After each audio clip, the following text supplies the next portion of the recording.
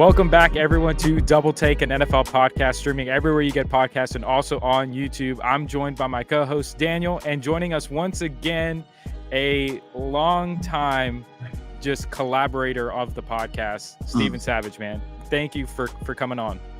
Let's go Rangers. Yeah. Right. So, Steven, let's talk about that for a second, because you have always been a supporter of the Texas Rangers. I will admit I fell off after back-to-back World Series losses, and so I haven't been keeping up with the Rangers. But you stuck with them. How does it feel for the Rangers to finally win the big one? When I say I stuck with them, I mean I started paying attention this year at the beginning of the year. I don't want to act like a fake fan, man. I fell off too, but at the beginning of this year, I started following more just because, to me, the difference was you bring in a guy like Bruce Bochy, and I was like, okay, we have the players, we got some pitching, now we have a manager. I'm paying attention this year. But man, I think for the city, man, I mean, I was in 8th grade when we last won a championship in Dallas, and so this was really for a whole new, basically all of, Gen Z. And this was the first time that we got to celebrate a championship as an adult and really understand the weight of winning. And man, I mean, the way that we went about it, it was just fantastic. I mean, yeah, it was awesome. The city was going crazy.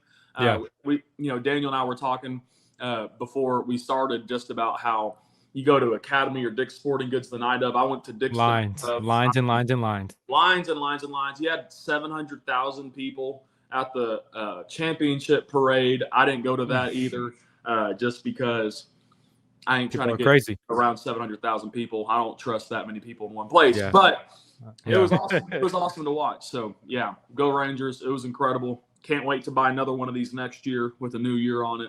It'll be fantastic. Yeah. So I will say this, and you guys can get on me, and you guys probably will, but the Arlington Renegades in the XFL won a championship this year with Bob Stoops. Doesn't count.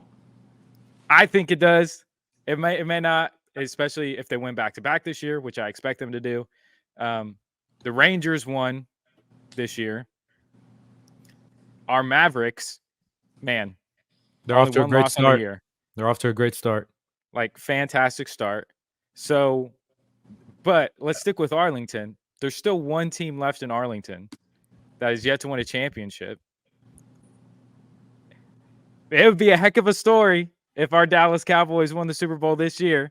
But speaking of the Cowboys, Steven, you weren't on the episode on Monday, but just give us your thoughts on this game against the Eagles. Does it mean anything? Did it expose things for you? Like, how are you feeling coming off of this loss against the Eagles? How I feel after this game with Philly actually is somewhat encouraged. Philly is a team that is just better than us. I mean, they are a better team than the Cowboys. Their quarterback's playing better. I trust their coach more. They have better receivers. I believe their defense is better than ours. I just think that they're just a better team all the way around. Now, that doesn't mean we can't beat those teams, right? Because I don't think the margin is like – it's a closer gap between us to Philly than New York is to us, right? Like, it's not a huge difference between us and Philly. I just think that they're marginally better in every facet of the game than we are outside of kicking. Which I think we arguably have a top 5 kicker in the NFL right now. It's been fantastic. But I walk away from that. There was one way that if we lost this game, I would be absolutely demoralized. And that was if Dak did Dak things when the lights get bright and the teams are really good. If it was another San Francisco situation, it would have just been the worst. But I believe you could make the case that given the circumstances of what's happening, given the moment, given how this year's worked out so far, you could make the case this is Dak's best game of his career. I think you could make that case just because of what the weight of this game was. And I think he played fantastic. And if you watch the podcast, you've seen me on here before. I'm not one to give Dak a lot of flowers. I'm not a big Dak guy personally. Mm-hmm. I trust him about as far as I can throw him. But with that being the case, 29 of 44, 374 yards, 3 touchdowns, no picks. That game wasn't on Dak. Now, you could say, if he didn't step out of bounds, we would have got the field goal. You run that play 9 out of 10 times. I mean, 9 out of 10 times. The reason why that play wouldn't work is because he stepped out of bounds. That was a fluke thing. The Schoonmaker pass. The reason that he was falling is because he was getting tackled before the ball got there. That's also known as pass interference in most places. But, I think we were right there on that game. I think whenever they come to play Dallas, we have a good chance of beating them here. And, I'm not awfully scared of Philadelphia. I have a healthy respect for them. But I walked away. It's a loss, so there's no such thing as a moral victory. I'm not saying that. Right, correct. Right. I'm just saying that, I'm somewhat encouraged that Dak didn't stink up the joint. So, that was my takeaway. Yeah, I agree with you, Savage. Now, for me, just the only thing about Dak, like, I'm not going to put that game on Dak, but I felt like had he not shied away from the contact on that 2-point conversion, he would have made it. I think part of him was afraid to get hit. And in that situation, not that I'm going to go for the contact, but I'm going to take a closer angle so that way I don't have the opportunity to step out of bounds. But that's a nitpicking thing. Mm-hmm. You can't look at that one thing and be like, oh, that lost us the game. No, there was several things that happened throughout that game that I would put probably even more egregious than that out of bounds, him stepping out of bounds, like the drops. The one by CD, the other one by Michael Gallup that killed drives. Yep. Terrence. Exactly. Like, for me, that was a harder play than those drops were. Mm-hmm. And so I'm not going to kill Dak for stepping out of bounds. And so, and I would disagree on that Jalen has outplayed Dak this year just based on his turnovers and just their offense has stalled quite a bit this year. And so, but everything else I do agree, like marginally better. I do believe their defense is better. Do they have better talent? Yes, they do. But Dallas, what the defense of the Dallas Cowboys has done is in the worst moments, they don't make plays. Yeah. And that is the difference between the two defenses.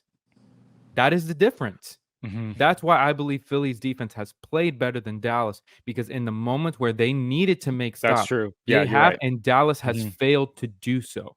Yeah, I was gonna say, I was just like, I don't think that Philly's defense is better than Dallas, but when you put it in that context of whose defense makes the plays that they need to win the ball game, so like when we talk about especially this Philadelphia game, like your offense is playing great despite some drops. You're up 17-14. You were able to stop them from scoring before the half. As a defense, your job is to continue that momentum and give your offense an opportunity, but you automatically let 2 drives happen to where now they're up 28-17.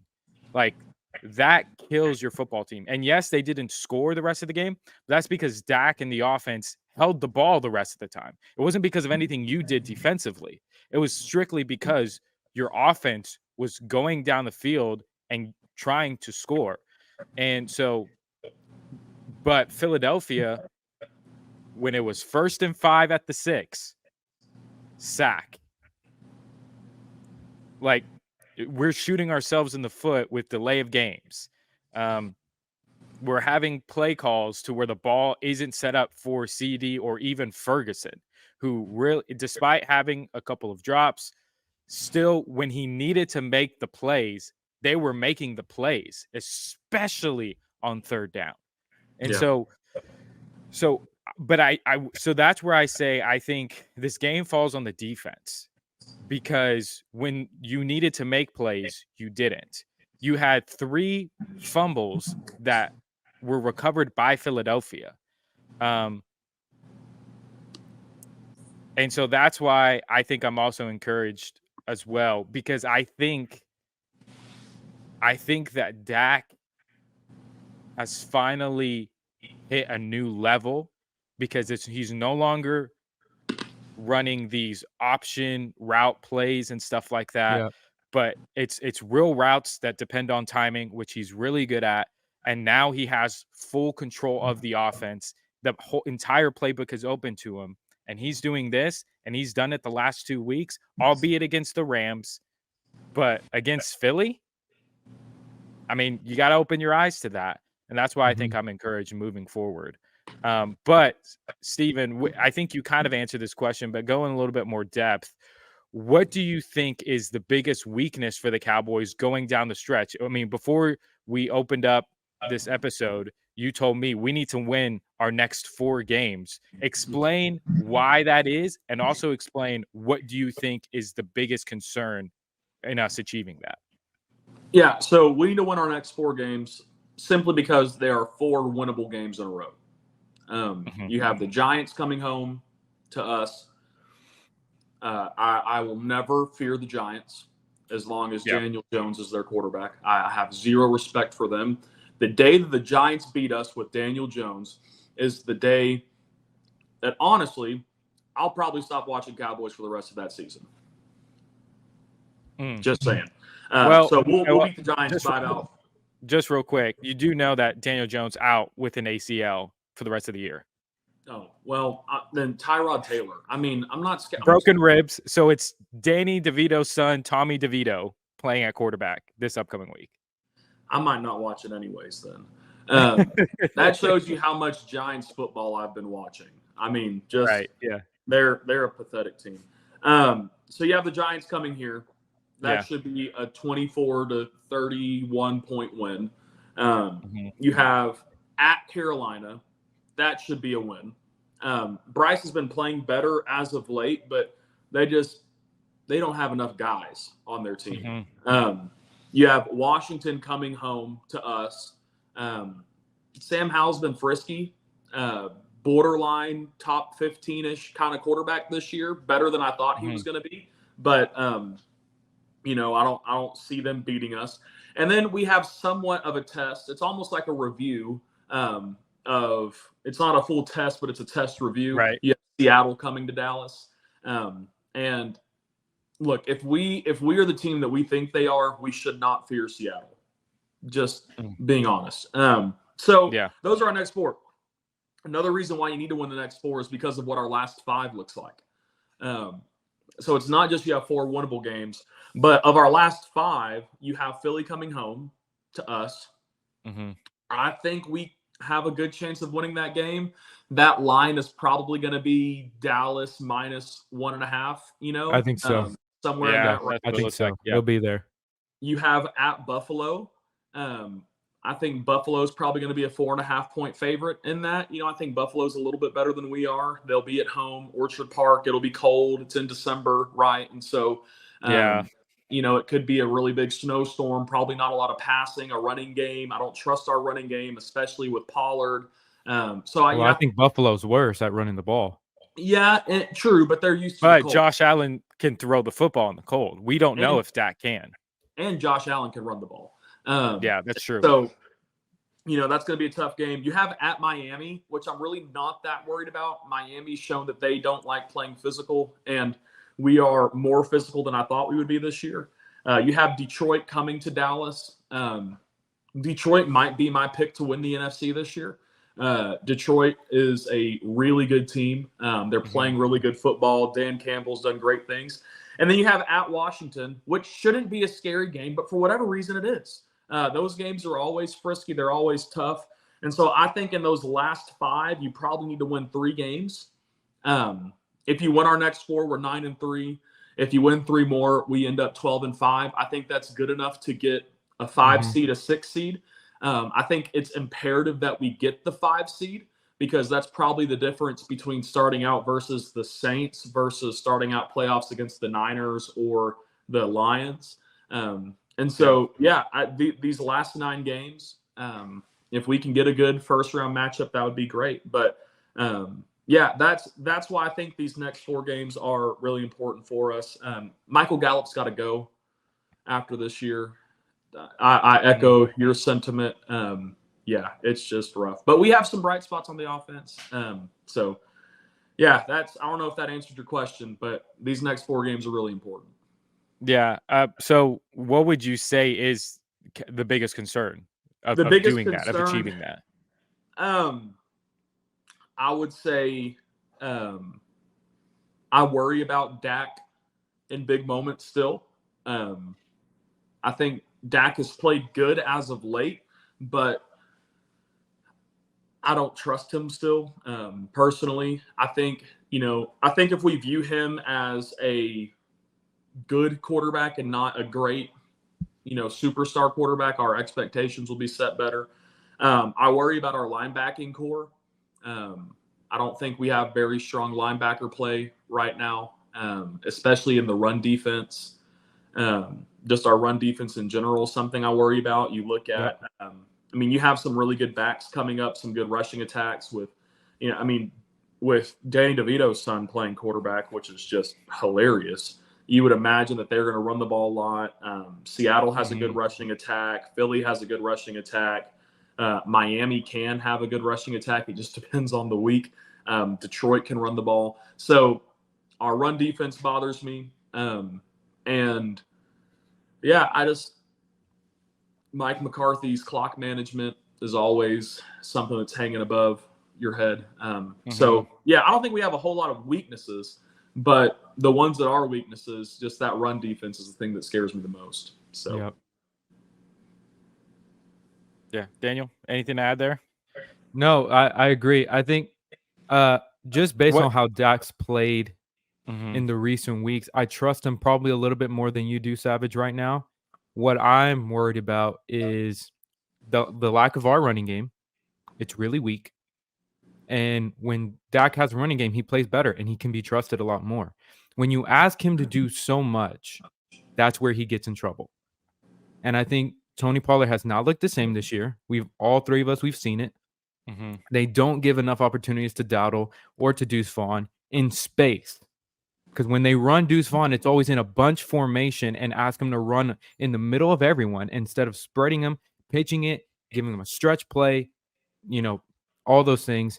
And then also for me, defensively, causing turnovers when we need to against good teams. I think we're really good at getting turnovers against really bad football teams. Like a Mac Jones. Like a Mac Jones.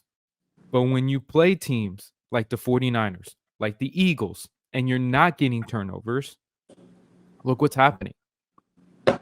Because of the lack of running game and because it feels like CD and Jake Ferguson are all Dak has, now you're asking him to take more of the load when you're supposed to be one of the best defenses in the league who's led the league in turnovers in the past 2 years. And then you came out and talked about how you're going to be a historic defense. You haven't looked historic against good teams. And that's the issue for me is, can the defense step up and be a championship defense when it matters? And can Micah show up in late situations in games? Because he has it. He did it once. Chargers, against the Chargers. But after that, he's disappeared for the most part. Yeah, defense is what I'm worried about most. I think you bring up a good point, Daniel, about Tony Pollard, which then gives me the biggest concern for our on the offensive side of the ball is our offensive line, especially that right tackle position. Terrence Steele tore his ACL last year, so he's still not not there yet. But I did see someone analyzing his game and says the problem wasn't necessarily his legs, it was his hands. It's almost as he's forgotten how to block people, of just how quickly he gets beat. And so if you can't block, you can't run. And I think, yes, Tony Pollard seems to have lost a step or two after breaking his ankle. But I think the offensive line is a major concern because you have a false start. then you have the sack. Man, that pushes you back already 20 yards. And so you're really asking a lot from your running game and also from Dak to overcome those things. Because what was my biggest thing when we played San Francisco 2 years ago when they played us here in the wild card round? What did I say?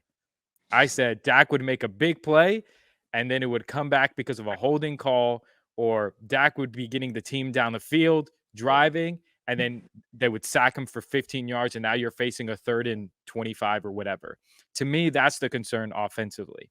Defensively, I think it is the inability to make plays when the games matter. Because while I do think that overall the Cowboys defense played better than Philadelphia's defense, Philadelphia's defense made the plays when it mattered to win them the ball game. Yeah. And that was the difference. That's what really makes a good defense. Can you make plays when it matters? Yeah. And I think like, to me, that's what's kind of changed this year. And in my opinion, Savage, probably not you to this extent, but when I came into the season, I will say, even as a Dak apologist, I said the only person who can hold us back is Dak Prescott. But now, at this point in the season, Dak's not the biggest concern. Is he still a concern for some people because he's done it against only one good football team? Yes. But the defense isn't as elite as they were last year. And it's starting to look like a little bit, not to the same extent, but like the 2016 Dallas Cowboys, to where you had Dak playing at a high level, albeit with a elite rookie Ezekiel Elliott, but you're still having Dak perform throwing for 300 yards in big games, but your defense letting up big plays that win or lose us ball games. But Yeah. With you. Now, Savage, you posed a question to us, so I'm going to let you ask it and give us some context before we move on to our top 10. It's no secret, I'm probably the biggest T-Ferg fan for sure on this show. I'm probably within the top 2.5% of T-Ferg fans in the Cowboys fan base. Perhaps you could say the only people who love T-Ferg more than I do are his family. I am sold on Ferguson. I think this dude is our future, Jake Ferg, but I think he's our future. I think he is a stud of a tight end. And so I asked the question in the group chat, if you were to move forward for the rest of their career of any tight ends in the NFL, all the tight ends out there, how many tight ends would you say, I'll take him over Ferg? I'll take him over Jake. Give me that guy. I don't think it's a big list. I'm going to be honest. Because, you think, oh, well, Kelsey's the best tight end in the league. Kelsey's 34. Right? And so a question I want to ask y'all, I have my list, but I would love to hear what y'all think. How many tight ends are you taking over Ferg right now for the rest of their career moving forward? David, you go. I need to think about this one. So, I have two, and you might have the same two. I think Mark Andrews in Baltimore is an amazing tight end. The security blanket for Lamar Jackson. He's a great blocker just in general. He is a stud at tight end. And so I think that he still has a lot left in his tank. And I think that he's probably someone I would take right now, probably over Ferg. I think the other one, just in terms of potential of who could be, is Kyle Pitts. But Kyle Pitts is currently in a situation to where he's not getting the ball a lot. And when he's getting the ball, he has to do miraculous things to catch them. There was one he had a couple weeks ago. I think it was against Tampa Bay, where he's literally snagging it behind his back and bringing it forward. I think that he's amazing. But I still might even take Travis Jake Ferguson over Kyle Pitts, because I think overall he has more of those intangibles, more of those things that you can do with him. Do I think Ferguson needs to be a better blocker? Absolutely. I think that if he would have came down flatter on that play that was thrown to Shoemaker has clean field to score, possibly. Has Ferguson dropped a couple of passes this year? Yes, he has. But like I said earlier, when you need to make the big play, when it's 3rd down and 12 and you can't get CD the ball, who else do you not think can get it done, but who has shown you that he can get it done in those situations? It's Jake Ferguson all day, every day. And I don't care who else is that tight end other than, yes, I get it. Like if we're talking about those younger up and coming receivers, I think even Mark Andrews, though, we can probably take him out of this conversation because he is older. I mean, he's 28. He's not that old. He's But 28. he probably has maybe 3 to 4 good years in him, I would say. I think Ferguson overall has more to offer at this point, even than Mark Andrews, is what I'm saying. But I'm because you said the rest of their careers. Mm-hmm. Jake Ferguson already looks like this in year 2. Jason Witten didn't even look like this in year 4. So sure. Like and yeah, I'll give you the nod that you're probably the biggest Jake Ferguson fan, but I'm a huge fan of Jake Ferguson. I think me as well. If Jerry Jones is smart and pays him and takes care of him and all that kind of stuff, or yeah, I would say if Jerry holds up his end, I think Jake Ferguson, by the time his career is over, is going to be the greatest Cowboys tight end ever. Like the potential is there. So yeah. I think I probably right now. No, I wouldn't take anybody over Jake Ferguson. Not even Mark Andrews. I think he's going to be that elite. Yeah.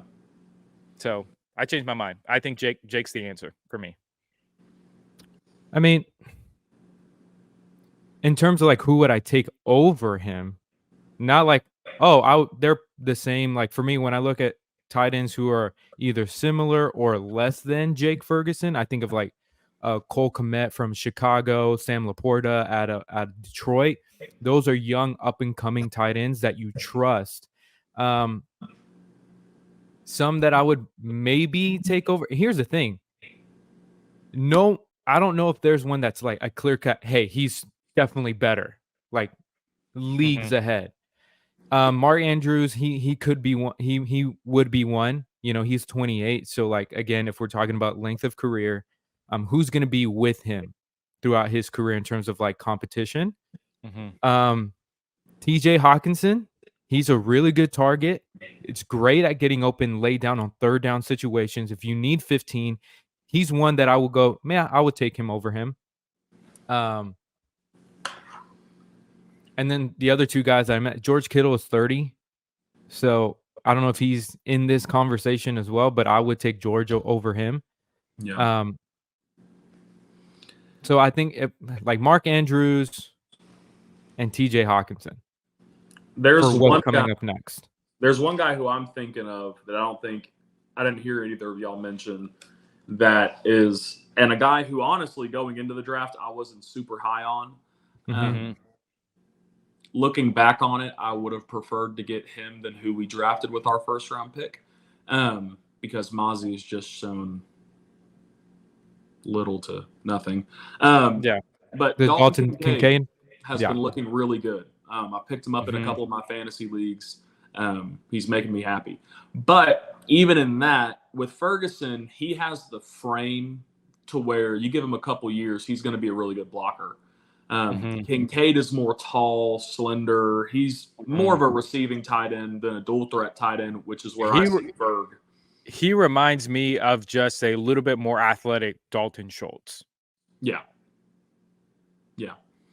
And so, but yeah, I mean, I just think Ferg on Sunday, 7 receptions, 91 yards, a touchdown.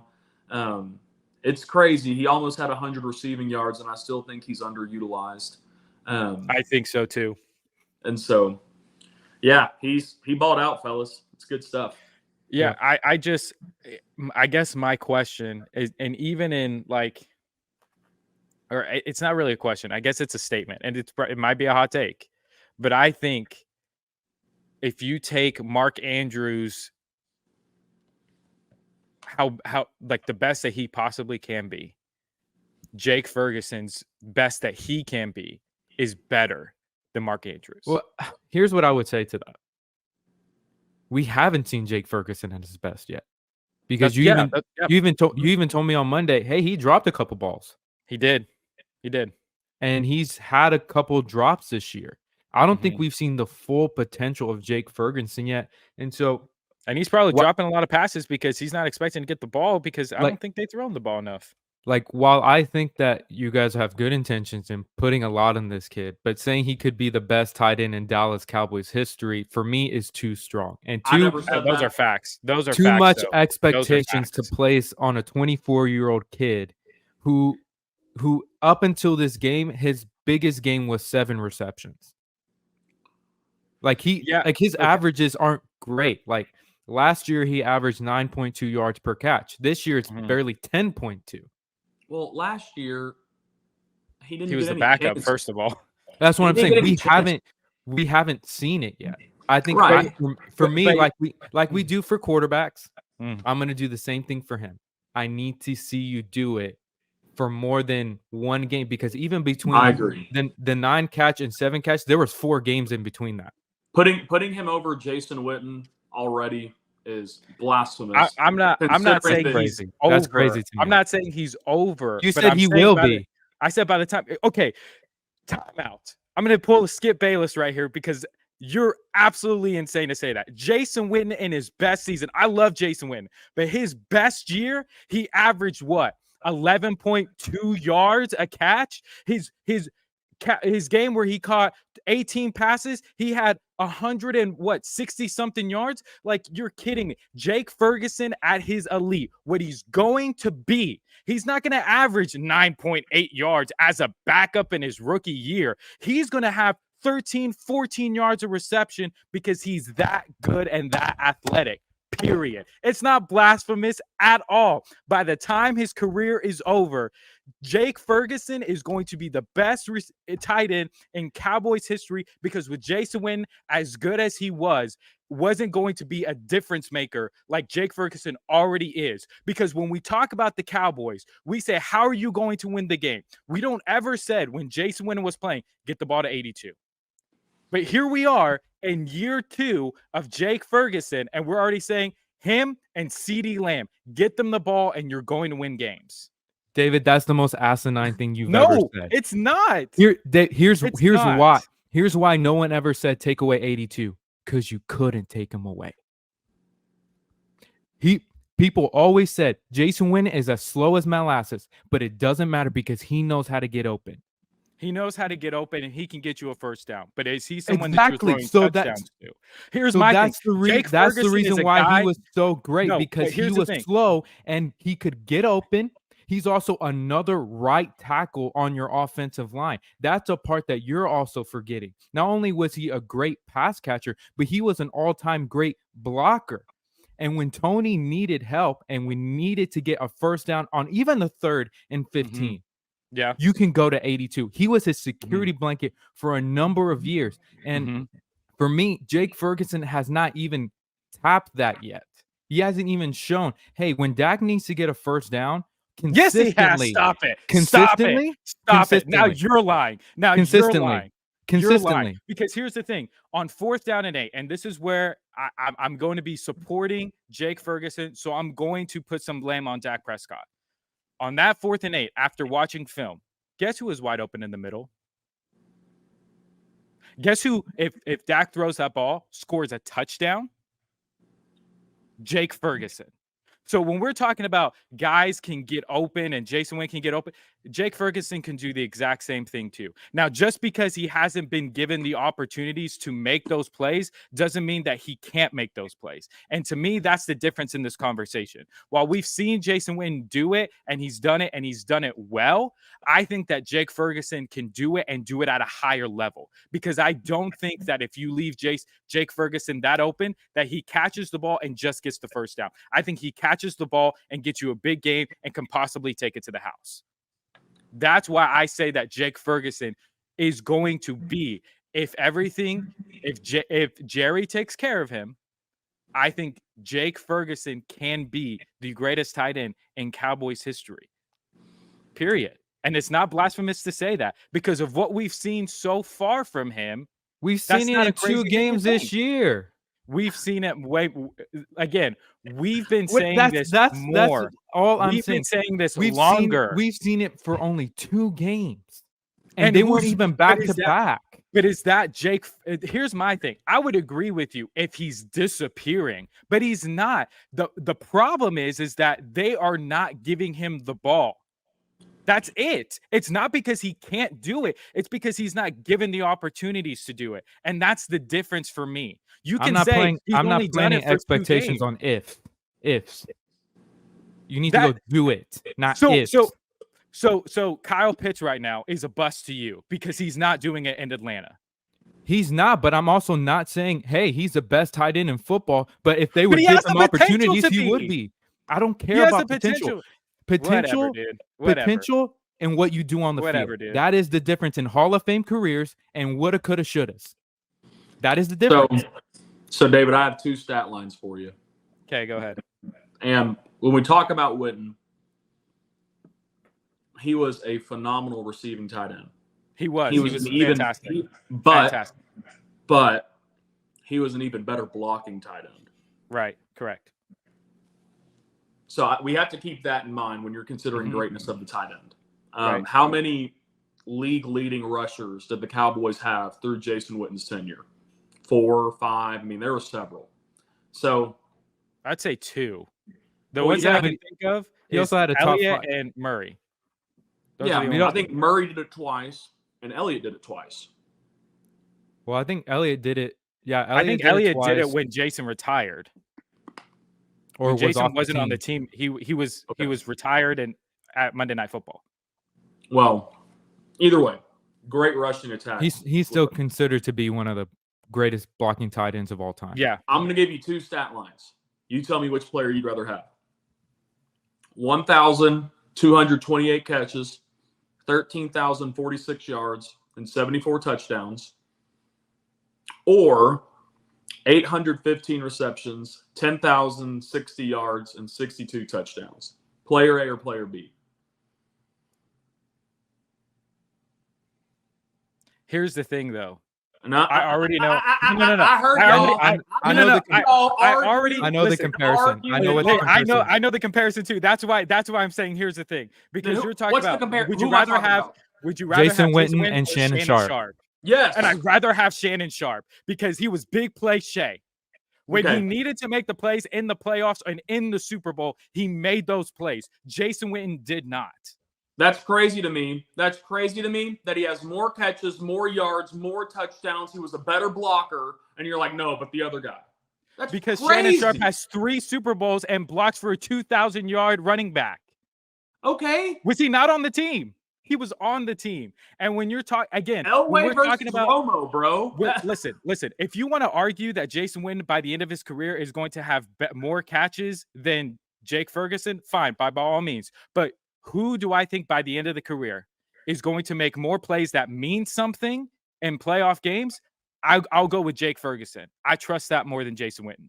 Sorry. Well, in the Shannon Sharp Jason Witten conversation, I would have to agree with David because in playoff games, Jason Witten disappeared in the postseason.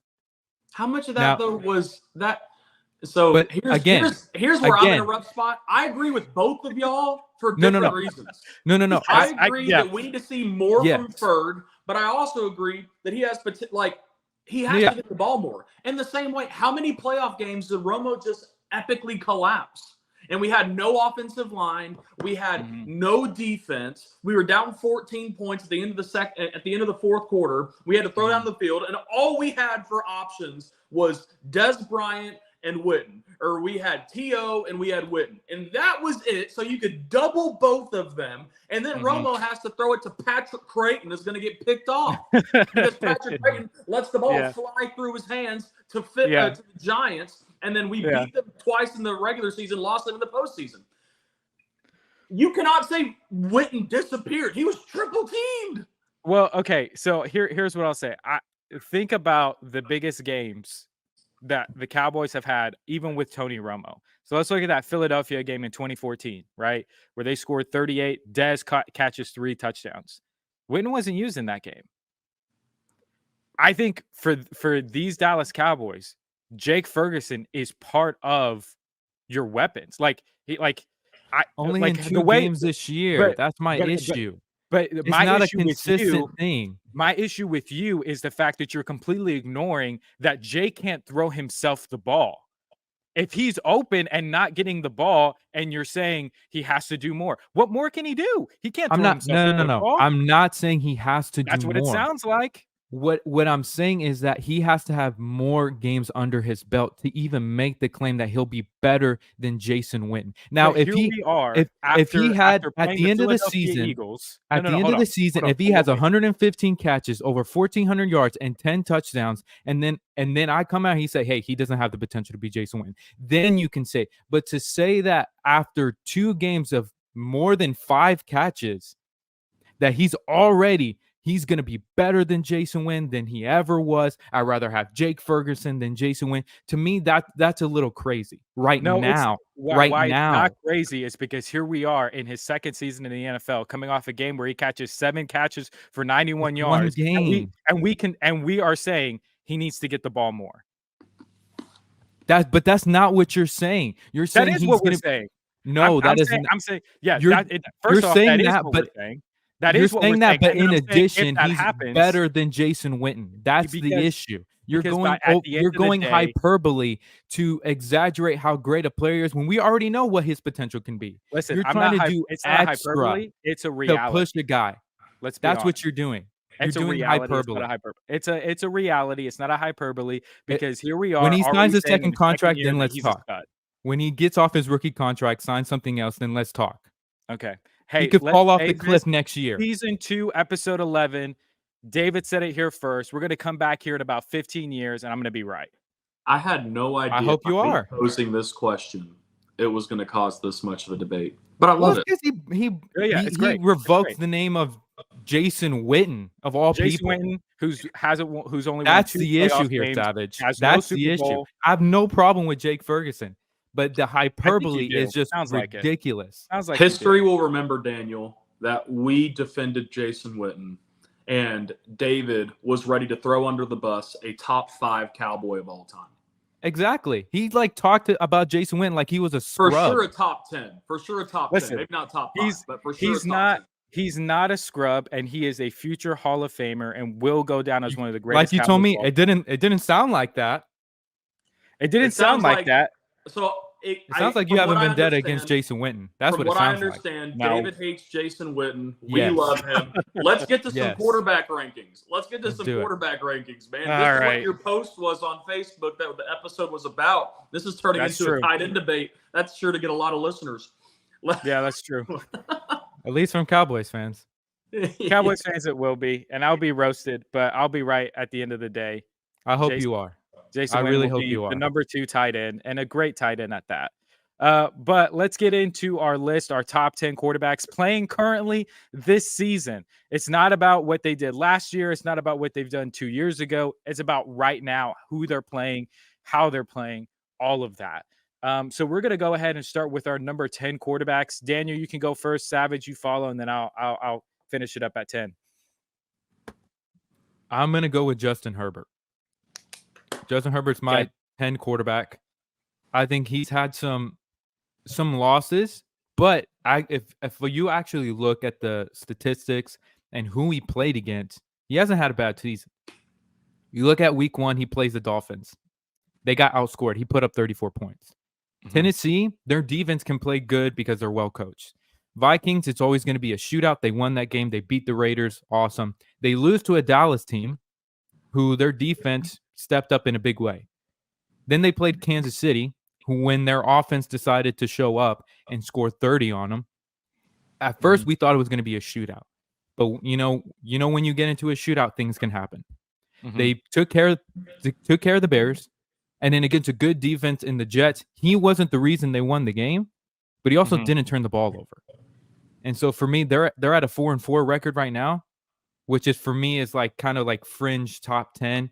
Because what I base my list off is like record, how they played, who did they play, what do they have in their disposal. Right. And for me, right now, Justin Herbert's my number 10 quarterback. Yeah.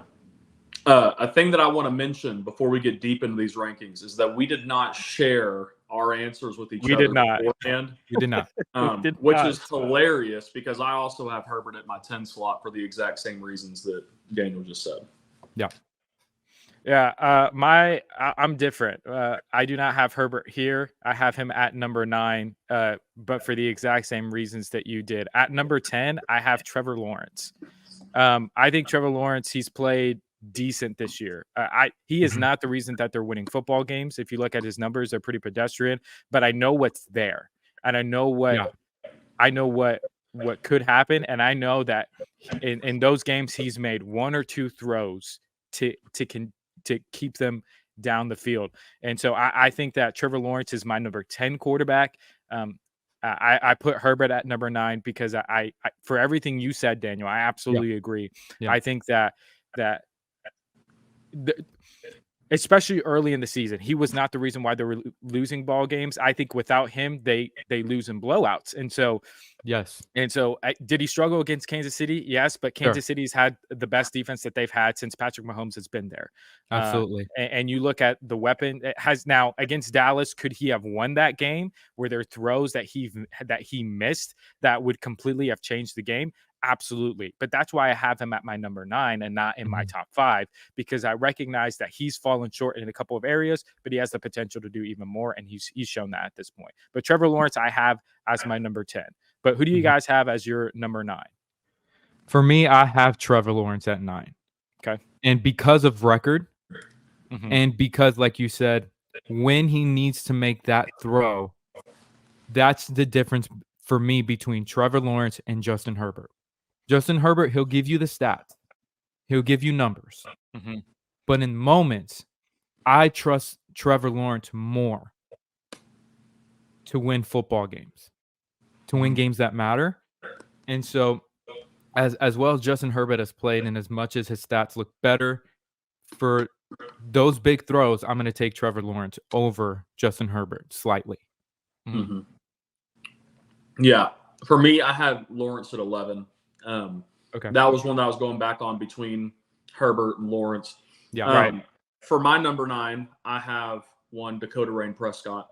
I think guys, look, he's somewhere between the 8th to 12th quarterback in the league, depending on any given Sunday. That's who he is. That's where he's been. That's where he's at.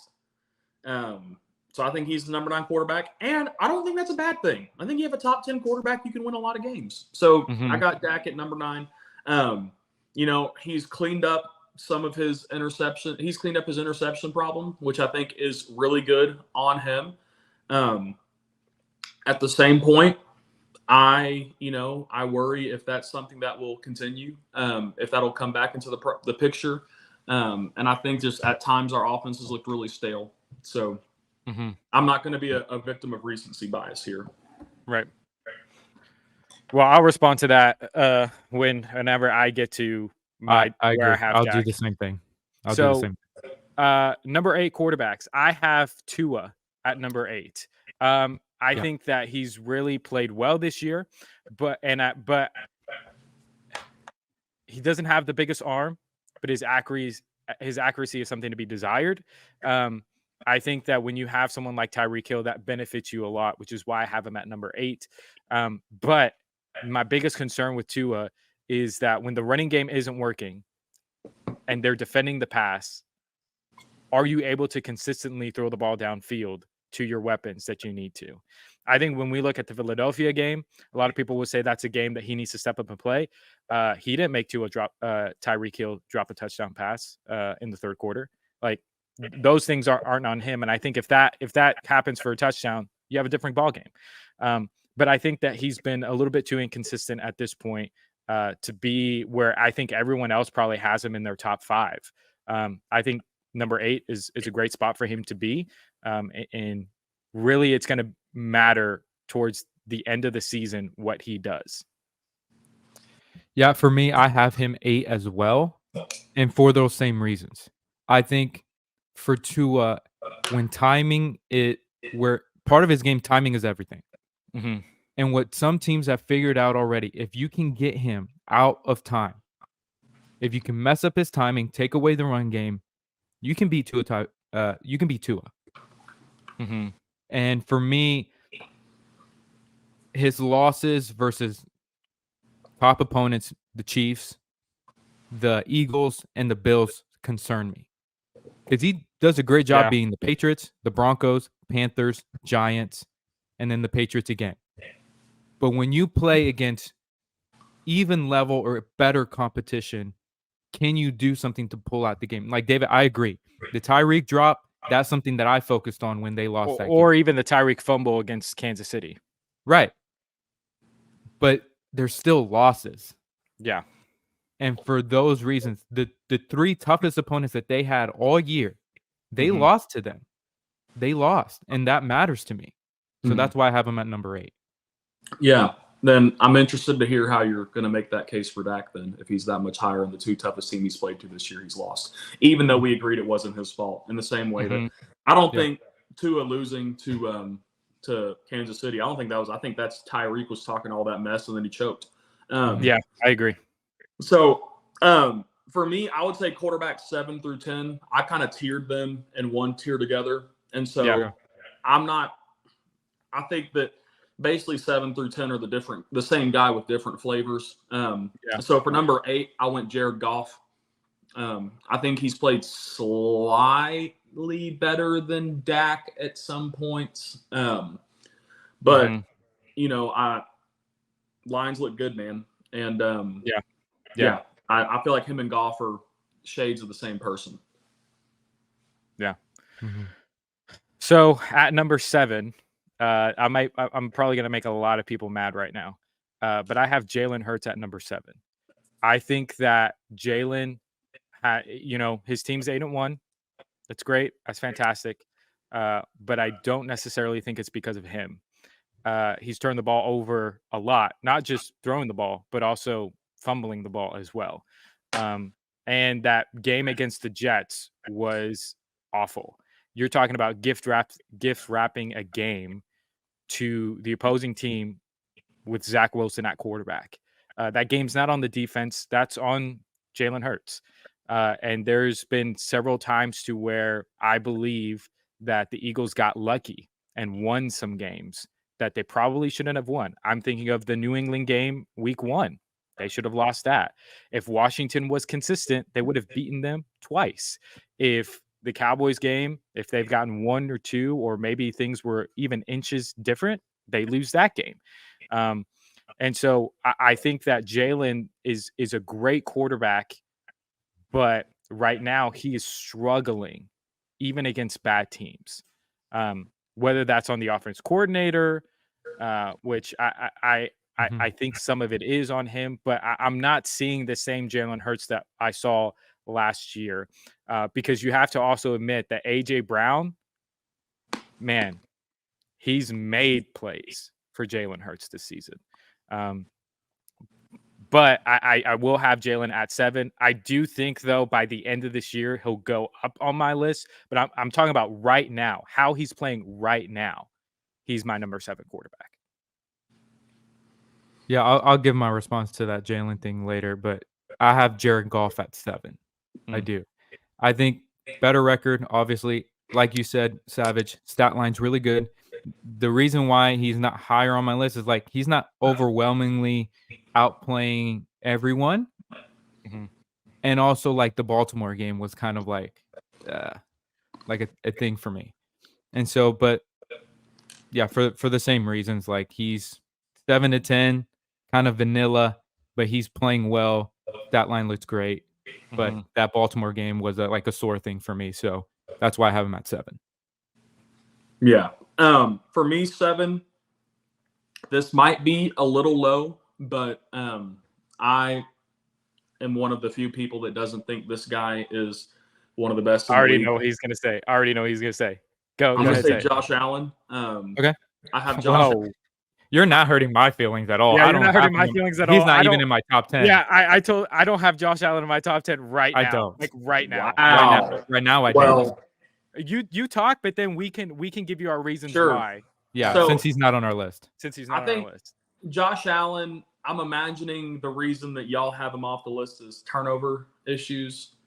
Partially. I'm guessing.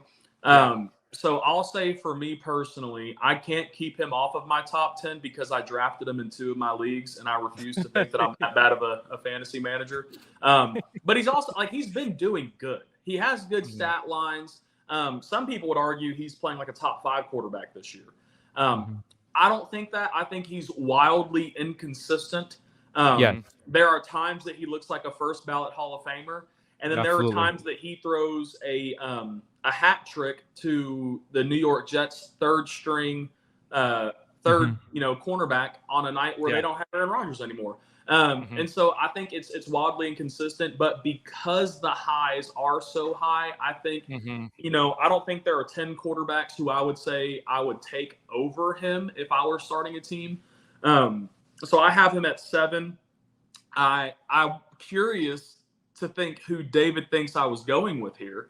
Yeah, I am also curious. Because he thought that he had a for sure read on it.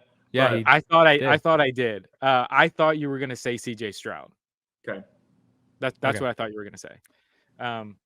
Dave, but- you want to take it? Yeah, I'll go ahead and Okay, take it. go. Turnovers are definitely a part of it. Absolutely. But I also think that his wins are a little bit fraudulent. And here's what I mean by that. Week 2, 31 for 37, 274, 3 touchdowns, no interceptions. Guess who it was against? Week 2? Week 2. The Raiders. Yep, the Raiders. So I don't put a lot of stock in. I mean, again, those are things you're supposed to do, right? He was 20 for 32, 218, 1 touchdown, 1 interception, and a 37-3 win against the Commanders. All right, that's fine. He did have a good win against the Dolphins, right? So that should mean something. Even though we've said on this podcast that Miami doesn't like to play against aggressive football teams and good football teams. And good football teams. You lose to the Jaguars 20-25. You score only 14 points against the Giants. You lose 25-29 against the Patriots. You do win 24-18 against the Buccaneers. And then you just lost to the Cincinnati Bengals. The games that he's played, he hasn't played well. And the games that he has played well, yeah, you're supposed to beat the Raiders like that. You're supposed to beat the Commanders like that. And so the Dolphins, to me, is the only game that I look at and I said, yeah, that's a really good game. And the fact that he's turning the ball over so many times, leading the league in turnovers this season. Like, and especially you could look at the losses, pretty much all, like I would say probably 3 out of the 4 losses and say Josh Allen is the reason why we didn't win the game. Like, to me, that puts you outside of my top 10, even though I think he has top 3 talent. Yeah, you gotta help me, David. Yeah. Because I know you're going to make the case that Dak is a top 3 quarterback. That's and right. Dak's wins are against the Giants, the Jets, the Pats, the Rams, and then he had a good win against the Chargers. The games that he should have won, he's won. The games he should have lost, he lost. But he also lost to Arizona. They have pretty similar stats, but Allen has better stats than Dak in every category except interceptions. So I don't understand how Dak is top 3, but Allen is out of your top 10. Whenever wins and losses thing is, they're basically the same person. Yeah, I will explain that when I get to it. Because I think it's just homerism is what I think the main thing that's there for you. If you say that, I'm not going to be upset like I was about the Jake Ferguson deal, but I have my reasons for it of Yeah. why I'm putting him there right now. Yeah, I think for me, Savage, I'm with you in terms of like why he's down on your list are the reasons why he's out of my list. The inconsistency. And I think turnovers are a huge part of it. His total turnovers and touchdown ratio, 25 touchdowns, 11 interceptions. So he's turned the ball over at a high rate. Is he scoring? Yes. And like I'm with you in the terms of the Dak Prescott thing. I do have him up there. And it probably for the same reasons David has him up there. But for me, it is for me the concerning part is, hey, the Patriots aren't very good and you lost. The Giants aren't very good and it was close.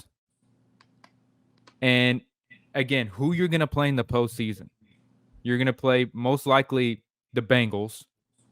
And it took them too long to figure it out. And for me, I know we're not supposed to use the past, but this is a trend. This is a trend. Yeah. When you need to play good teams and you have to be the reason that they win, because he has no running game. He does have no running game. He has nothing. But it's like he is a top 3 talent. He really is. But the inconsistency is what bothers me. Yeah, it sounds just like Dak Prescott minus the upside. Yeah. Again, I'll respond to that here in a second. Yeah. We're going to move on to number 6. Number 6, I have Jared Goff. I spent a lot of time yesterday watching film on Jared Goff because I initially had him like at 8. But the more that I watched him and the more that I see him in this offense, man, he's killing it. He's absolutely killing it. And this is coming from somebody who barely put him on my top 10 last year because of how he looked against the Rams. And you told me I was or wrong with the for putting him Rams. on my list last year. I didn't say you were wrong. I just said I don't have him that high as high as you. I had him at 8. But okay, Keep but those I didn't. receipts, Daniel. Keep Hey, those receipts. I'm doing it. They're fraudulent because I never said he was crazy for having him on the list. I Yes, just told him. I just said here's why I have Goff at 10. That's all I said. I never said that you were crazy. He said I was or crazy anything. for having him at 8 instead of 10. I think I believe Okay. Daniel on this one. Yeah. Oh my gosh. David's Okay. trying to do some revisionist history. I'm not, but I'm glad that both of you guys want to be wrong Team together. Daniel. Team Anyway, Daniel, Team Daniel. So I have Jared Goff up there so high because, yes, the Baltimore game was bad, but that's pretty much been his only bad game this year. Now, did they need him to beat the Raiders? No, they didn't, but he also didn't get in the way. And he knows how to play complementary football and plays it well. And then when they need him to step up, they do. When they lost against Seattle, I went back and watched that game. Jared Goff had them cooking. I mean, they played really well. Yes, he threw an interception, but his arm was hit when he threw the pick. So he's played really, really good football. I see him continue to play good football. That's why I have him at number 6. For me, I have CJ Stroud at number 6. Okay. For the fact that at the beginning of the year, no one thought Houston would do anything. I thought he would be a bust. And what he's proven to be is, I think, and I hate the fact that this might be recency bias, but what he did against Tampa Bay, who they've also been playing above their heads. In both categories in offense and defense, they're like almost middle, kind of borderline top 10 in each of defense and offense. So it's not like he played a bad team. And what he was able to do to win that game, while in the same breath, not turning the ball over, has been amazing. For a team that doesn't have big names, 14 touchdowns, 1 interception. For me, I'm more impressed with the 1 interception and the fact that he's winning games that at the beginning of the year we're like, man, they might go 3-14. Yeah. And so for that reason, that's why I have him at number 6. For me, my number 6 quarterback, I put Tua. Okay. I think it's it's impossible to have an argument 5 weeks into the season that Tyreek Hill is on pace to be the MVP and not also give the quarterback that same energy, because Right. receiver is a Mhm. dependent position. You drop 70 points on a team. I mean, Mhm. you had to Mhm. throw the ball to get there. Achan did his thing too, but Yeah. a lot of passing yards in there. I don't put Tua's game against the Chiefs against him. I think Tua played a game good enough to win, in the same way that I think Dak played a game good enough to win against Philly. I just think that Tyreek Hill literally, he said he was going to give him that work, and he did, just not in a positive sense. And so I think Tua's been playing really good football. I think when Tua's healthy, he's good. Yeah. My thing against Tua has never been that he doesn't have the skills. I don't trust that he's going to stay healthy. And to be honest, I still don't trust he's going to be healthy. Now, I did pick Miami to win the AFC East this year, and so I think they will. That's one of my picks I'm proudest of. And I think Tua right now is, by a hair, the best quarterback in that division. So, I have Tua at 6. Great. Yeah. Well, now we're entering into our top 5. I think this is where we're going to start finding a little bit more arguments here at this point, like we already have in the show. At number 5 for me, I have Lamar Jackson. I think Lamar has played pretty good football. I think he's played well. But the running game for him has been super, super talented and super good, especially the last couple of weeks. But I have him in my top 5. I was going to have him higher than that, but I have him in my top 5 at number 5 because his receivers just have been dropping a lot of passes lately, and they have not done well. But I think now they're more of a running football team than a throwing football team, and Lamar is a part of that. But I think that Lamar hasn't been the reason, especially in the last couple of weeks, of why they've won. And I think they have such an elite defense. But I still give him some respect and put him in my top 10 or my top 5. Yeah, for me, I have Patrick Mahomes at 5. Because his stats would indicate that he probably should be lower on this list, but the fact that he's doing so much with so little is why he's in the top 5. Because if you look at what Patrick Mahomes has done this year, his defense has been a big part of the reason why they're winning games. But the reason why Patrick Mahomes to me is a top 5 quarterback is because with what he has, he makes just enough plays to win you ball games. And for me, I think what docks him is, if it was like interceptions last year that Dak had, where like he throws it and it's off the guy's hands, you got me. But what I'm seeing from him, and it's becoming more regular by the week, is he's throwing it in double, triple coverage, and then it's getting picked off. Like you look at the Jets win. Yeah, That's a controversial call. He threw that interception, and there was like 3 guys there. It was a terrible interception. And he's had a couple of them like that. Yeah. So for me, if it were like interception where it's getting tipped or the player ran the wrong route, I get it. But it's the fact that he's just throwing the ball to him or throwing it up for grabs when he's not really giving a receiver a chance. He's giving it looks like it's more intended for the defender than the receiver. And that's why I docked him a little, even though I do believe what he's doing this year is really, really good under the circumstances, because his circumstances aren't great. They don't run the ball effectively enough. They have no wide receivers to claim. Unless it's like an inky dink pass or a screenplay, they're pretty much useless. Yeah. And so for me, that's why he's a top 5 quarterback. Yeah. Yeah, I don't think that it's crazy at all that you have put Mahomes in your top 5. I think it's crazy where you put him in your top 5. But we'll get to that. We'll get to that in a second. Right. For me, my number 5 quarterback, and to be fair, I have to eat some crow on this. I put CJ Stroud, and I a couple weeks ago thought it was crazy that y'all had him for the most surprising player of the year. And at this point, I don't think there's been anyone that's more surprising and like more of like an MVP caliber player in the sense of you take CJ Stroud off of that team, they probably haven't won a game all year. Houston is no longer a team you want to see on your schedule. CJ Stroud single-handedly is going to make Jordan Love an unemployed person at the end of the season. Just because you no longer get the excuse of give him a few years. CJ Stroud needed a half of football to get his act together.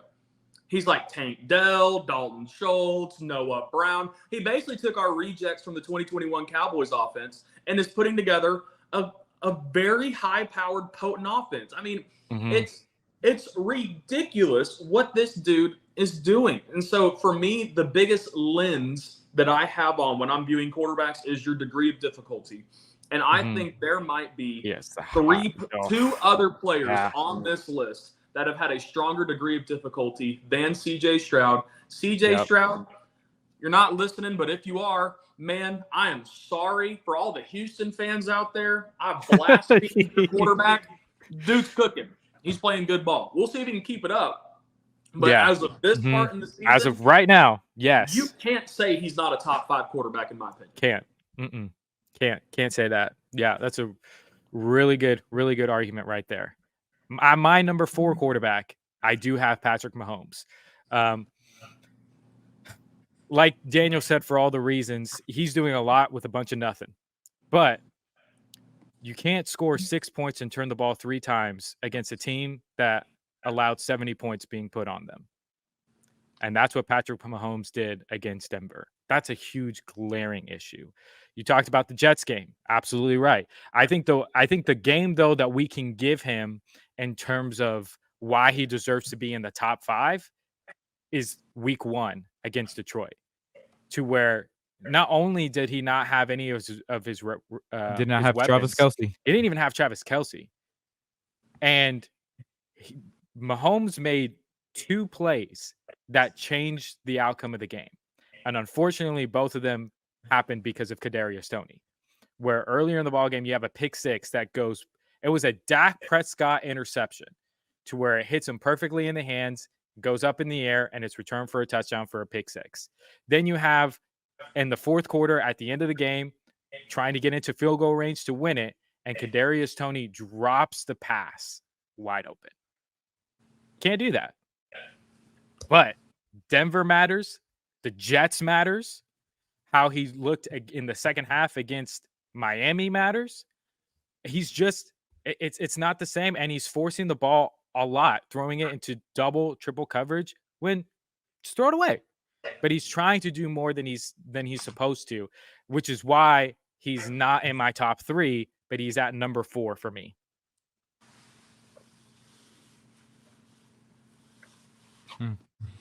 That's interesting. For my number 4, I put Jalen Hurts. You have 1 loss all year. I'm not a huge quarterback wins guy, but this dude just wins football games. I mean, he just does it. And you can say, well, look at who he's played, but he's just winning games. I think he has a certain degree of difficulty ratcheted up for him in the sense that he is playing through a knee injury right now. And for a player like Hurts, who so heavily relies on his ability to be mobile, having a banged up knee is a significant injury for him. And that bro's just delivering the pill. I mean, A.J. Brown is going crazy right now.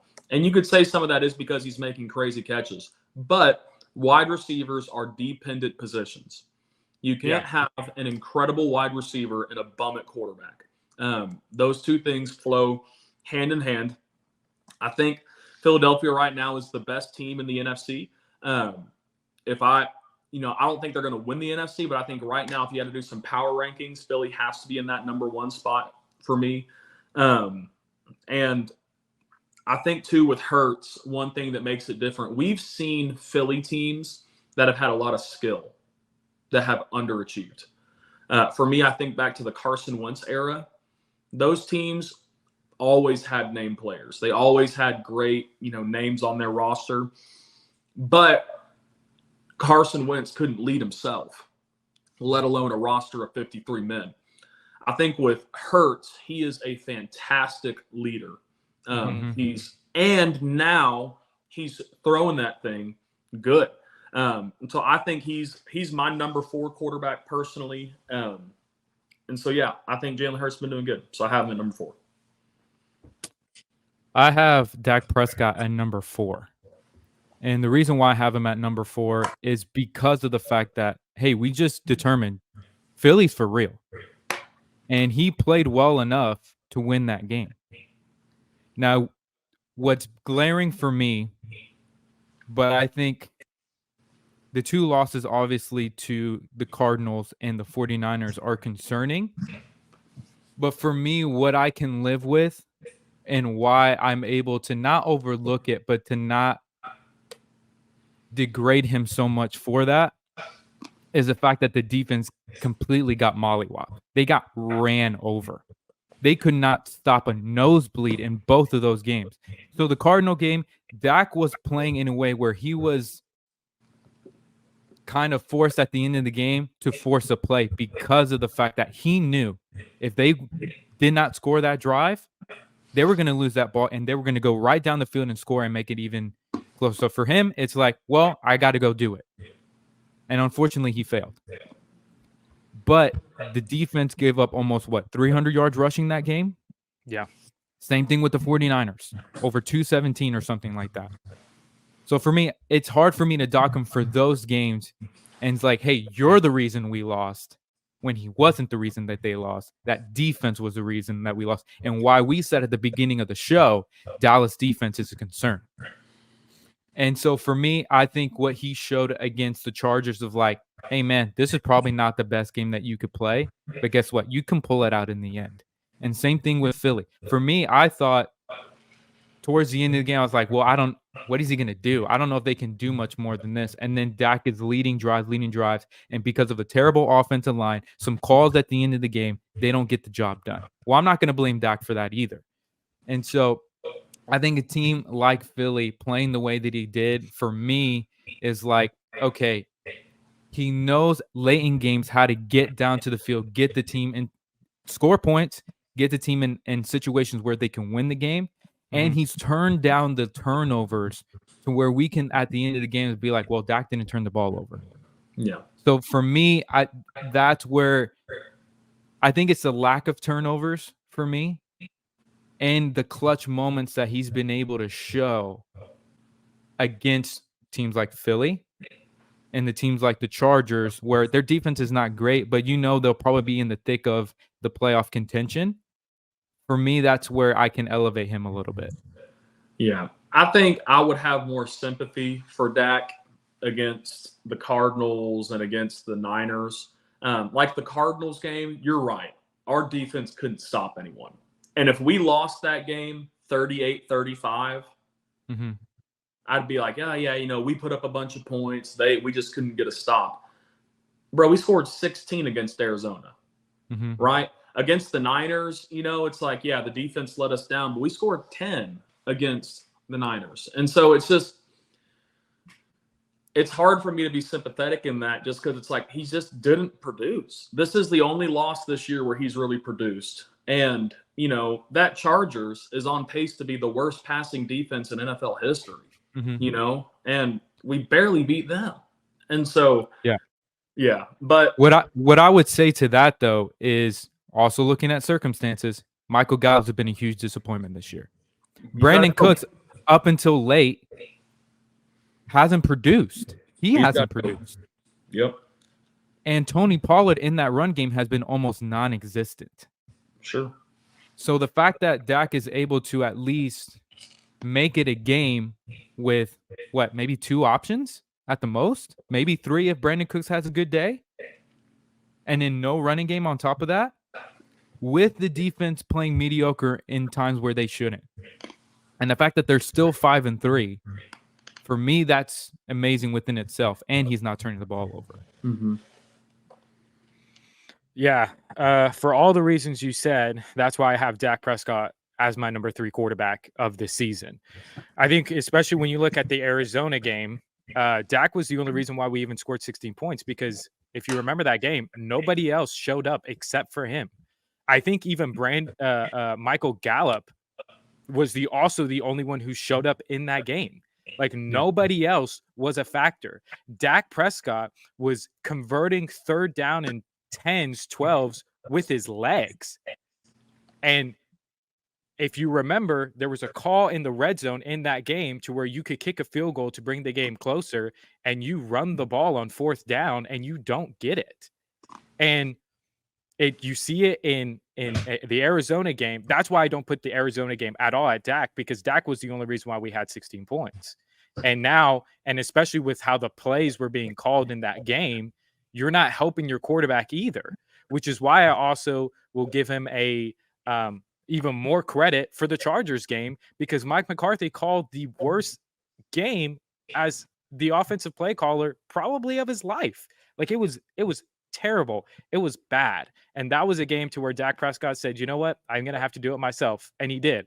And it was after that game that Mike McCarthy finally said, you know what, Dak? Here's the whole playbook. You can finally run the entire playbook. And look what's happened since then.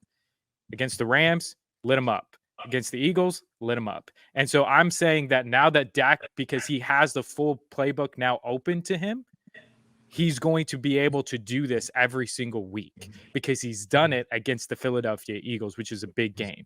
Now, say what you want about the Jets. That Jets defense is legit. It was the same Jets defense that Patrick Mahomes played. It was the same Jets that Josh Allen played, and he was electric in that game.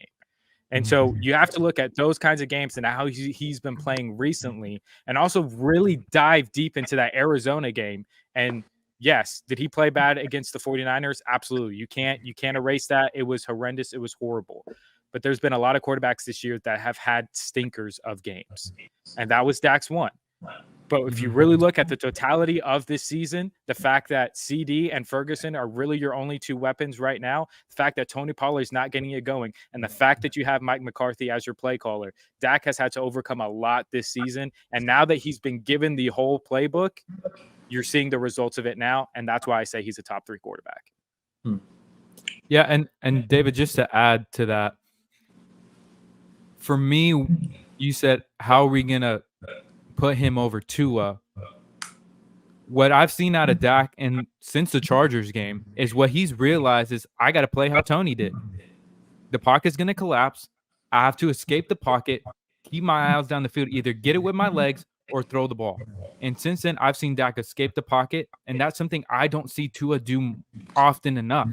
Usually, if the play's not there, he's going to take a sack or he's going to throw it away.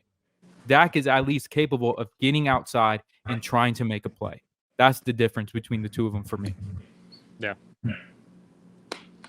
But Daniel, who's your number 3? My number 3 is Jalen Hurts. Because I'm taking into account the fact that his offensive coordinator has also struggled this year. He also has not called a good game. It took a while for them to figure out what is this offense going to be. And so I think having a guy like A.J. Smith is great, but he has a number 1 receiver. What great quarterback doesn't have a great number 1 receiver? Travis Kelce is Patrick Mahomes. Dak has C.D. Lamb. You look at Joe Burrow. He has Jamar Chase, T. Higgins, Joe Mixon, Tyler Boyd. So he has that one weapon. Now, Dallas Goedert, what his injury is going to be. He's out for a couple weeks. And, he has Devontae Smith, but he's good at getting the ball to him. And there were some throws, even last week, where I was just like, man, can Dak even make that throw? And he has. Dak has made those throws, but it made me question. But when you talk about what he was coming out and what he can do with the football now, I'm like, man, that's a top 3 throw right there. That was a top 3 throw. And then also the touch push. Is it the fact on how they line up, or is it the fact that Jalen can squat 800 pounds, his strength, those types of things? They view short yardage situations as an extra down. And for me, that's what makes him a top 3 quarterback, is that you can trust Jalen. Even, David, you've talked about how the games have been close in situations. Well, he's been able to pull out those victories and just do enough to win games, just like Patrick Mahomes. But he's been able to pull out victories and score when you need to, get first downs when you need to, run out the clock when you need to. And for that reason, that's why I have him at number 3. Nice. For my number 3 quarterback, I have Joe Shiesty, Mr. Burrow himself. Here is why. We talk degree of difficulty. A calf strain for a quarterback is an awful injury to have. You have to plant off of that injury. You have to push the ball down the field. And calf injuries have a tendency to linger. And so I think the fact that he has just played through this calf injury is just, it's awesome. I mean, they started 0-3. He's been on a tear since. He has just been doing fantastic stuff on the football field. I love Burrow. But if we are having to take in account the entire year, I have to dock that start against him. I know he was injured, but he still made a choice to go on that field and not rest. If number 9 Burrow is out on the field, the stat books do not care about calf injury. If you're there, you need to play. You need to produce. And the fact of the matter is, and y'all know how much I love Burrow, but I'm trying to be objective in this. He just didn't do nothing for the first month of the year. He had a really hard go at it. And I project that I don't think he'll be number 3 moving forward the rest of this year. I think he'll continue to climb. If we had this conversation 3 weeks ago, I probably wouldn't have had him in my top 10 list, even though I love him. But he's climbed a lot for me. I just still think there's been a couple other quarterbacks who this year have had more of a degree of difficulty and better performance throughout, but not many, only 2 guys. And so, yeah, I have Joe Shiesty Burrow himself at number 3. And, yeah, it was a great win against Buffalo, but who's shocked he beat Buffalo? I'm not. It's one of those things. So I got Mr. Burrow at number 3. Okay. My number 2 quarterback is Lamar Jackson. Because of degree of difficulty, the fact that his receivers, for the most part, up until late, have been bums and scrubs. And the fact that statistics don't tell the whole story. When you look at what Lamar is able to do in terms of moving around in the pocket, getting outside, getting first down with his legs, they don't show up on a stat sheet. And the fact that he was able to extend drives with his legs, put him in the position to score. Like David said, the reason why I don't have a number 1 is because he has a great run game and a really dominant defense. But Lamar Jackson, what he has been really great. Mm-hmm. And to me, there's been even a couple throws where I'm just like, man, Lamar, what a throw that was. And so for me, that's why I have Lamar at number 2. They're winning games. And yes, is it entirely because of Lamar that they're winning games? No. But he's a good reason why they are. That's why I have him at number 2. I don't have much more to add on that. Daniel, I also have Lamar at number 2. Only thing that I would say is that if the quarterback position was only about stats, he'd be down. But similar to Hurts, his leadership ability. And also, you saw where that team was last year without him. And now you see where they are with him. I think the Ravens very well could win a Super Bowl this year because Lamar Jackson sets the tone. He has one reliable week in, week out receiving option, and that's Mark Andrews. Zay Flowers is still a pup. You can't really – I don't trust him when it comes time into the playoffs. Odell Beckham is going to get hurt at some point. He's just at that stage in his career. Rashad Bateman, for whatever reason, hasn't worked out. And I guarantee you the only reason that run game is working as good as it is because you don't know who's going to get the ball. You don't know who's running it. That's the thing. I mean, Lamar arguably is the best runner on that team. I mean, he's the most dangerous man with that ball in his hands. And you can hand off the ball, or you can fake hand it off, run it yourself, or you can just do a simple play action. Or just him being out there on the field is decoy enough. He is the ultimate weapon. Honestly, I think I could see Lamar winning MVP at the end of this year. I think Lamar has been as good as advertised. And it's funny. You pay the man, he plays better. You know, it's how it goes. So I have Lamar at my number 2. David, go ahead and convince me why Stroud is the second best quarterback in the league, which is ridiculous. It's like you said. I knew it. Oh my gosh. It's without CJ Stroud, the Texans don't even win a game this year. I'm seeing a guy who is, man, is he really, really good at throwing the football, and is making plays against teams that are better than him. I think if you look at that Tampa Bay game, because I mean, we're asking the question like, who's playing the best football right now? You beat the Steelers 30-6. You beat that Steelers defense 30-6. You beat the Saints. You come off a good win, 20-13. You beat Jacksonville 37-17, and you throw 20 of 30, 280, 2 touchdowns.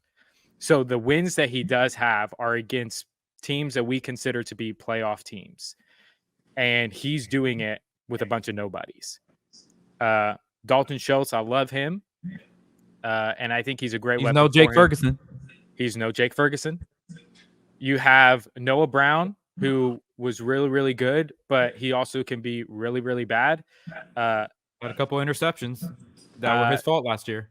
Yeah. So when you said that Dak fixed his interception problem, no, he just fixed a Noah Brown problem because Noah Brown cost him a lot. And so these are the same weapons that CJ Stroud has with a team that really doesn't have anybody, and he's playing like this to where he's in the MVP conversation, to where they're 4-4 right now. Like, you're talking about the degree of difficulty. Man, CJ Stroud has one of the highest in the league right now, and this is how he's playing, right?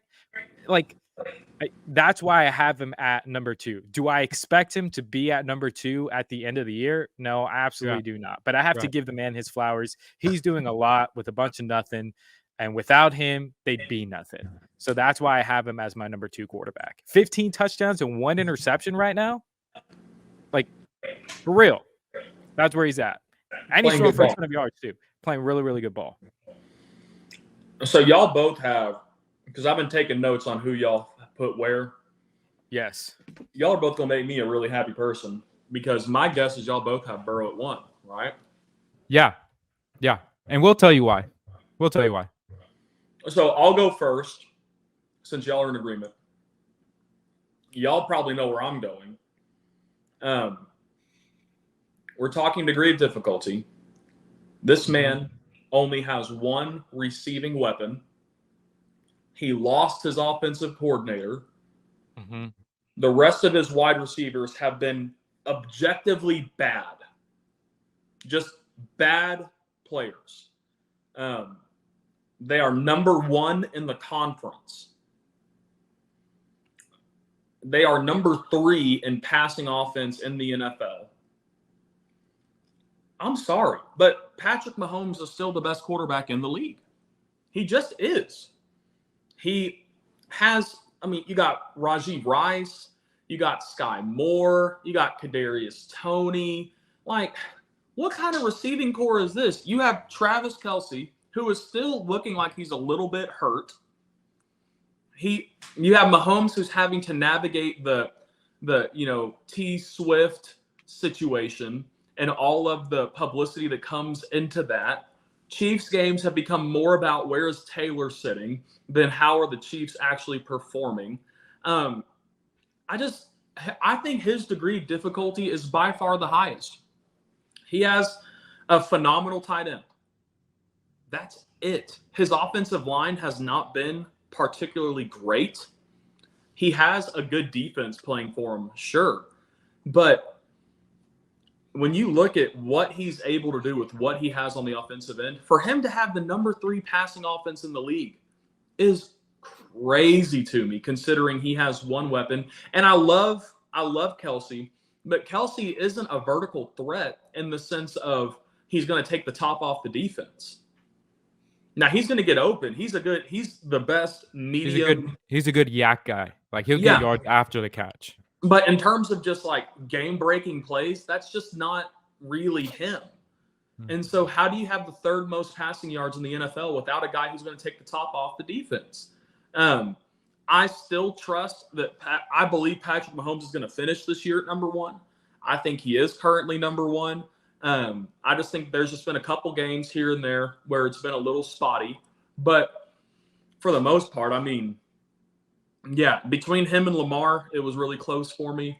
But I'm still going to give the nod to Mahomes just because I think that his degree of difficulty is higher. Not only are they not good receivers, but they're not good young receivers. He's got just a litter of puppies that he's having to teach how to play football. And so I got Mahomes at number one for me. Yeah, for me, the only knock that I had on Patrick Mahomes, and for me, it's why I put him 5 on my list, is not only did he have bad interceptions, idiotic interceptions. Like, it was just like, what the heck are you doing, bro? Like, what is this? And the guys that I have above him, I can't say that about them. I can't say that. Now, you can talk about Dak Prescott one game against the 49ers, but with Patrick Mahomes, it's been consistently like that. Like, there's been multiple games where it's just like, dude, that was an idiotic interception. That was so dumb. And so that's why for all the reasons you said, or the reasons why I still think he's one of the best quarterbacks in the league, but it's because of how bad the interceptions were that I can't have him at number one over the guy that I have at number one. Which, David, you and I have the same guy. Yep. It's Joe Burrow. And here's why. So, yes, it is bad that he did. And I told David at the beginning of the year, I don't think he should have played to start the year. Yeah. Get healthy. Come out right. But this is what I would say to that. Are the Browns a good team? They have one of the best defenses in the league. Yeah. So to me, it's not surprising that an injured Joe Burrow will play bad against that. Again, are the Ravens a good team? Yeah. Almost pulled it out. Almost beat them. Almost pulled it out. Almost beat them.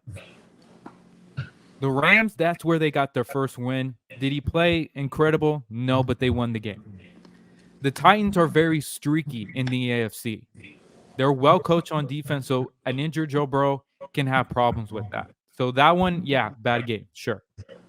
But you look at the last 4 games, he completely turns it around. Only has 2 picks, throws a total of 10 touchdowns. 10 touchdowns, 2 interceptions. And looks phenomenal. And against, a Cardinals team, yeah, but that's what you expect to do. If once you're healthy, you do that. But you look at Seattle. Seattle defensively has been surprising this year. Their defenses look good. Witherspoon, who's their first-round pick, has looked great. And you look what Joe Burrow did to him. So that, for me, I think that's a very quality win against an NFC team that is going to be a wild card team, if we're being honest. Mm-hmm. Then the 49ers. What he did to the 49ers. You look at 28 for 32, 283, 3 touchdowns, had some scrambles for 43 yards. And then Buffalo. You may not think Buffalo is a big win, but still people think that they're still a really good team in the AFC and still have a great chance to win that division and to get into the postseason. So for me, also, I've been saying it throughout the show, stats don't tell everything. When I look at Joe Burrow throwing the football, it's effortless. A healthy Joe Burrow, it looks too easy. He throws one with the safety and the corner right there, and there's a small window to where Joe Burrow, and with the flick of the wrist, bow, right there. Perfect position for a touchdown.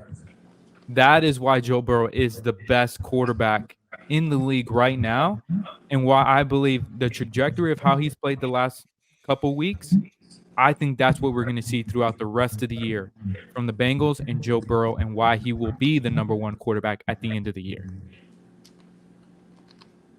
Yeah. I can't put it any better than that. I think Daniel absolutely captured it. Yes, did he struggle early, especially in week 1? Yeah, absolutely. But at the same time, I don't think there's a quarterback that's had a better last 4 weeks in the NFL than Joe Burrow against quality team. Against really, really good. I mean, we were talking about the 49ers being the best team in the NFC, and Joe Burrow completely takes them apart with his arm and his legs. He had to make him take a bye week. Yeah, and so Joe Burrow to me is like right now in the NFL, if you had to take a quarterback to finish off a game, who would you take? I would take Joe Burrow. A healthy Joe Burrow talk about clutch. is who I'm taking. We're talking about a guy who, If it's all the same team, same team. I'm going Mahomes, man. I just am. I think that, and it's weird though, because I didn't say this last year, but I'm saying it this year just because of what I've seen from Mahomes. It's Joe Burrow isn't going to throw an interception that just looks bad. Joe Burrow's going to have people that get open. Yeah, but his also his offensive line isn't great. Well, neither is Mahomes.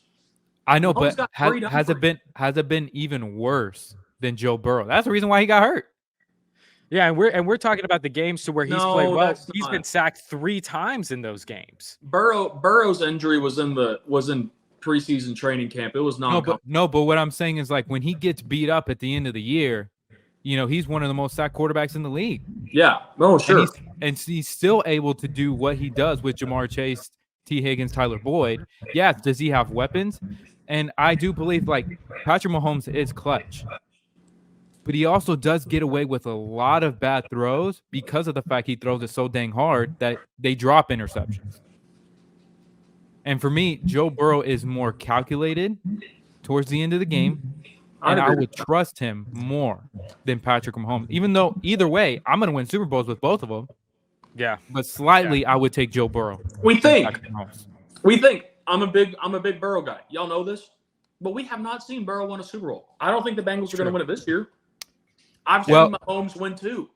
Here's what I would say. 3. Here's what I say to that. If Cincinnati had an offensive line, I think Joe Burrow wins that Super Bowl because he was driving. He was dealing. I agree, but he didn't. Mm-hmm. And so, yeah, I'm going to keep my mouth shut because I don't want to open up this conversation again. But you just used a bunch of ifs, and you got onto me for doing that earlier. Right. Well, but again, we saw Joe Burrow do it. We've seen him do it before. The difference between Joe Burrow and Jake Ferguson is a lot. The knock on Burrow, and it was this way at LSU, as great as that offense was, whenever they did have a problem, Burrow's always gotten sacked, and it's because he pads the ball for too long sometimes. Sometimes he's waiting for that home run strike, and whenever he has the opportunity, he's going to hit it, 7 times out of 10, 8 times out of 10. But when you play that kind of ball, you're going to get sacked. You can't expect an offensive line. And those defensive linemen get paid too, and you can't expect an offensive line to hold up 6 seconds of play for 30, 40 plays. That's just not realistic. Mm-hmm. And so does Cincinnati's offensive line need to get better? Yeah. Is Joe Burrow making it difficult for them at times? Yeah, he is. Yeah, but here's another great comparison. You saw what the Tampa Bay Buccaneers did to Patrick Mahomes when Patrick Mahomes didn't get an offensive line. And what did Kansas City do right after that? They got him the best offensive line in football. And look what happened. I swear. That is different. An offensive line makes a difference in those games. I completely agree. And so why I agree there's times where Joe Burrow pats the ball. In that Super Bowl, that wasn't the reason that he got sacked, especially at the end of the game. Well, Aaron Donald's going to be Aaron Donald. But like I said, those defensive players get paid to be great too. Mm-hmm. And so, I mean, don't get me wrong. I love y'all building a case for Burrow. I love Burrow. But I got to be objective. And when you have 3-4 losses on your record, Yeah. Yeah. I mean, yeah. I think they've won enough quality games to counteract that with also the addition of he was hurt.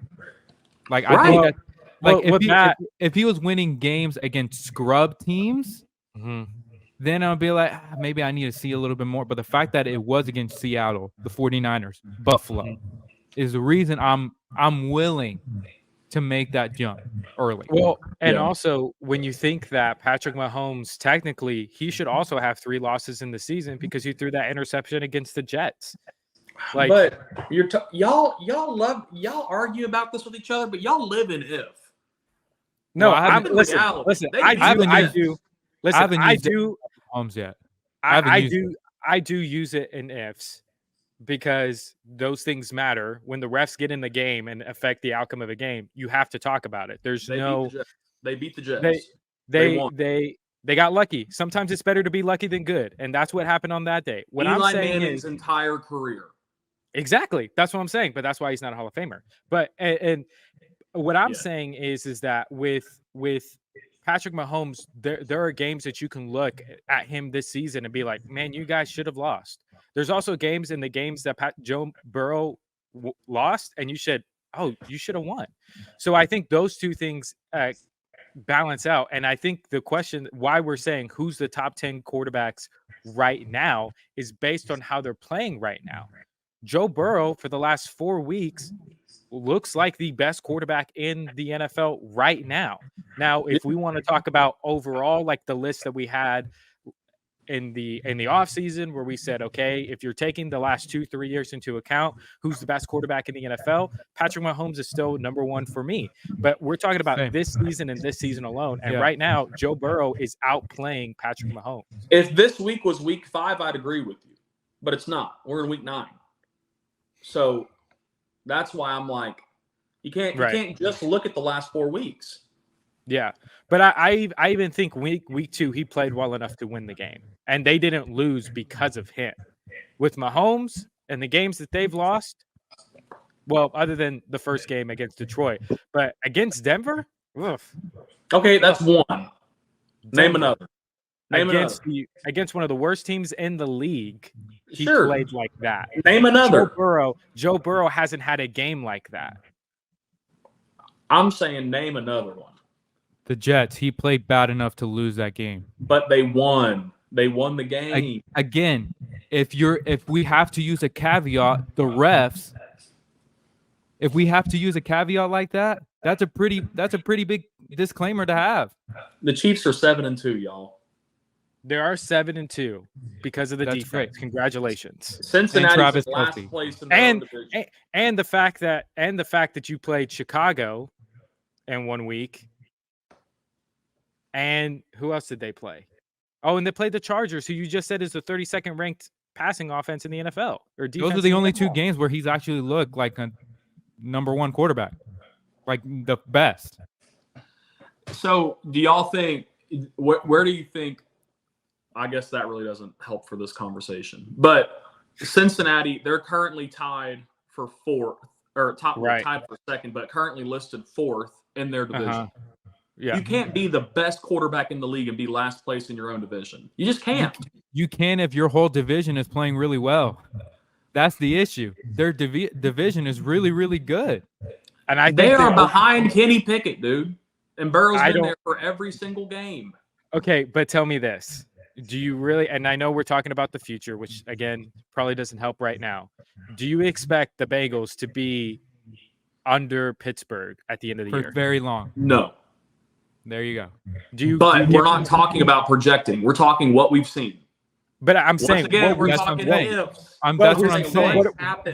What happened last week? What happened 2 weeks ago? Like, Joe Burrow is playing like the number 1 quarterback in the NFL right now. Yeah, but right now.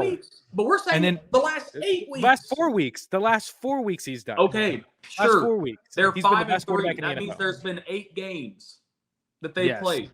And 4 of them he's looked fantastic. The other 4, not that hot. The other, I would say there's been 1 game where he's looked bad, 2 games he's looked average, and 1 game, and then 5 games that he's looked amazing in. David, let me ask you something.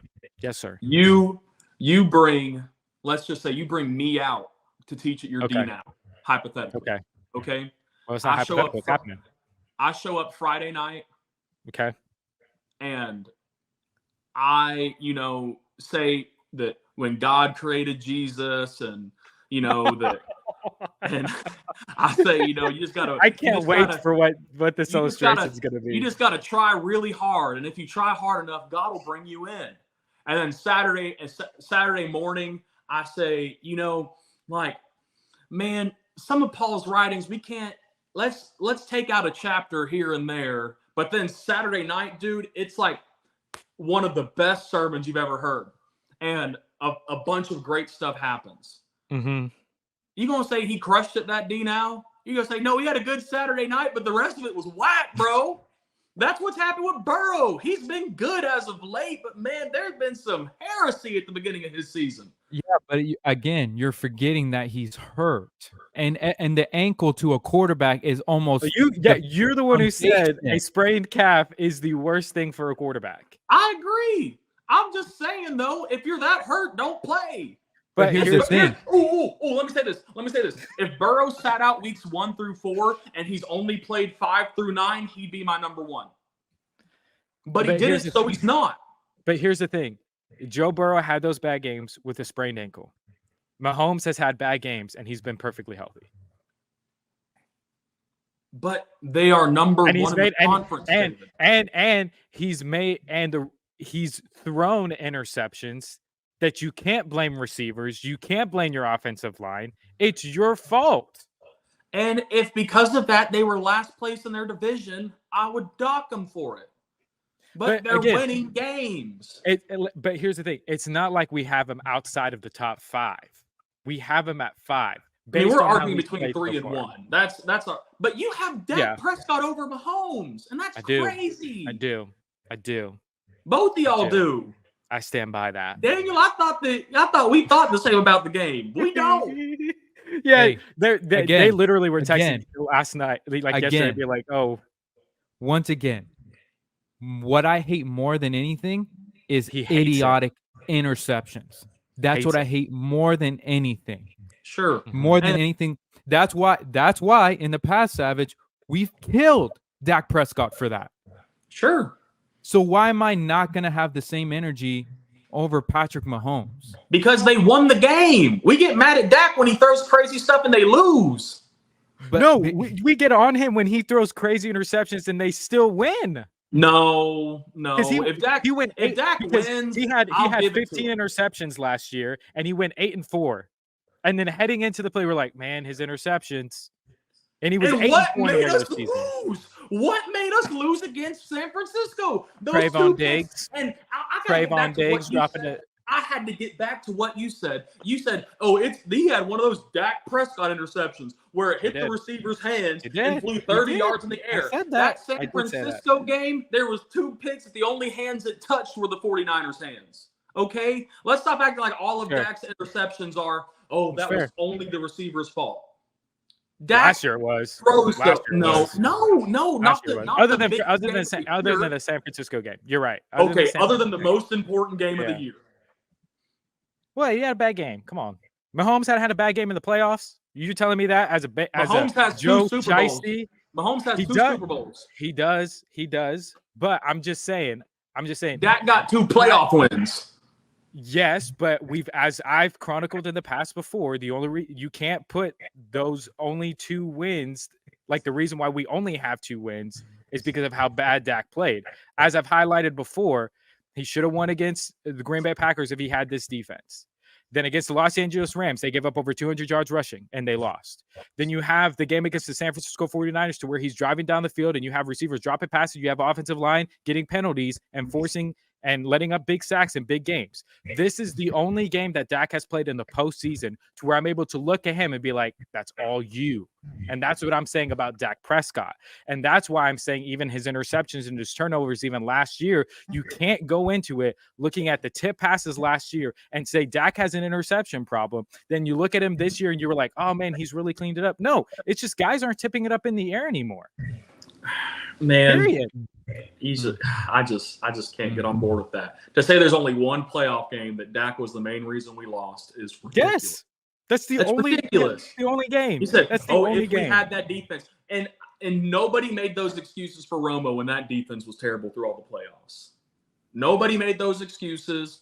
Look, I did. at the end of the day, Tony's my guy. But Tony's my guy. I'm saying from a national perspective, at the end Sure, of the day, sure. at the end of the Yes. day, I'm Yeah, paying right, Dak right. Prescott to win big games. I don't care about the defense. I don't care about the rushing. Dak, Mhm. your job is to Yep. get a Super Bowl. I'm paying you $40 million a year. Maybe I would be able to afford a better defense if I had more money to spend on defense. But I don't, because I'm paying you to cover those holes. You can't do it.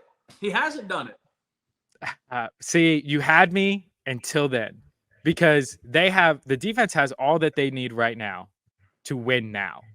It's the fact that they're not showing up in the biggest moments in the game, because there are all kinds of oodles talented. They're just not making the plays. And you're also paying those guys a lot of money to also make those plays that they aren't making. Dak needs to cover their weakness. And here's the thing. With this offense and with the full playbook now, Dak's going to do it this year. And that's how we're going to end this episode. We'll see. Thank you guys so much for joining us here on Double Take It NFL podcast. Man, such an explosive episode. Tell us what your thoughts are. Tell me if you agree with Steven and Daniel that I'm a Jason Witten hater, or if I just have so much love for Jake Ferguson. It's ridiculous. Why? Dumbest reason why. So disrespectful. But thank you guys for joining us on this episode. Tell us what your top 10 quarterbacks are and where you have them ranked as well. Steven, thank you so much, man, for joining us on the show. You know I love you so much. I know I drive you crazy all the time, but I know the love is there. So thankful for you coming on and giving us your list and giving us your opinions. Oh, thanks for having me on, fellas. I appreciate it. And Daniel, I know that you're mad at me right now, but I love you too. I've heard you be wrong my whole life, so it does not affect me anymore. Okay. Well, we'll see. We'll see how right I am in the next 10, 15 years. But enjoy a great week. Oh, wait, we're not done yet. I don't know why I just did that. We still have Pick'em to do. That's right. We still have Pick'em to do. So let's go through these real quick. We got to fire through these quickly. We got to fire through these. All right. Yes. So first game up this season, we have Carolina versus Chicago. I'm going to go Chicago. Is it in Chicago? It is in Chicago. Yeah, I'm taking Chicago as well. I'll go Chicago just because I want to be able to get close with y'all. Yeah, so Chicago is this game. Okay, I also go Chicago on that one. Then you have Indianapolis versus New England. I'm going to go Colts here. I'm going Colts. Their offense is really high octane, so I'm good with that. I'll go Indy. Okay, then we have Cleveland versus Baltimore. Like we said, Lamar Jackson and that offense, they're really taking off. The defense is playing well. I don't know about Cleveland and who their quarterback is right now. Is Deshaun Watson back? He is back. So for me, I just don't trust him. I don't trust Deshaun Watson. Yeah, for me, this is really easy. I'm gonna take Baltimore. Yeah, I'm also taking Baltimore. Me too. This is exciting. Yeah. Then we have Houston versus Cincinnati. Man, what a game that's going to be. Number 1 and 2 in the league right now, going up against each other. I love Houston. I love what they're doing. But I'm going to go with Cincinnati and Joe Burrow. I think they have it turned on right now, and I think they're going to keep chugging away. Yeah, I'm with that. Give me Bengals by 10. Sounds good. All right, then we have this one's going to be a good game. San Francisco versus Jacksonville. Jacksonville's rolling. San Francisco struggling, but they're coming off the bye. Who you have in this game? Give me Jacksonville. Give me Jacksonville as well. I got to go with my guy Trevor Lawrence. I got to go with him. I'm going to go with the Niners. I think they fix a lot of things this week, and I think that they make a statement and they say that they're back. So I'm going to go San Francisco. Then you have New Orleans versus Minnesota and Joshua Dobbs. Is it in Minnesota? It is in Minnesota. Give me the Dobbs. I'm actually gonna go with Derek Carr in New Orleans. I think they've had the last good couple of weeks. Their defense is legit. I'm I really see them making a statement this week. With the injury to Minnesota and the schedule and what New Orleans has coming up to end the year, they're poised to go for a run, and I think it starts here in Minnesota. So Minnesota wins or New Orleans wins? New Orleans. Okay. All right. Then we have Green Bay versus Pittsburgh. Steven, you already talked about Jordan Love possibly being unemployed by the end of the season. I think Joshua Dobbs is another case in that as well. But he did have a win last week. But I'm going to go with Watt in that defense in Pittsburgh. Yep. Give me Pitt. Yeah, I'm taking them as well. All right. Then you have Tennessee versus Tampa Bay. Tampa Bay's been struggling a lot as of late, even more than Tennessee. I like Will Levis. We didn't talk about Will Levis at all, but I like what I'm seeing from him so far. So, but I'm going to go with Tampa Bay. I think, I don't know. I just trust them more to be a little bit more consistent than Tennessee has this year.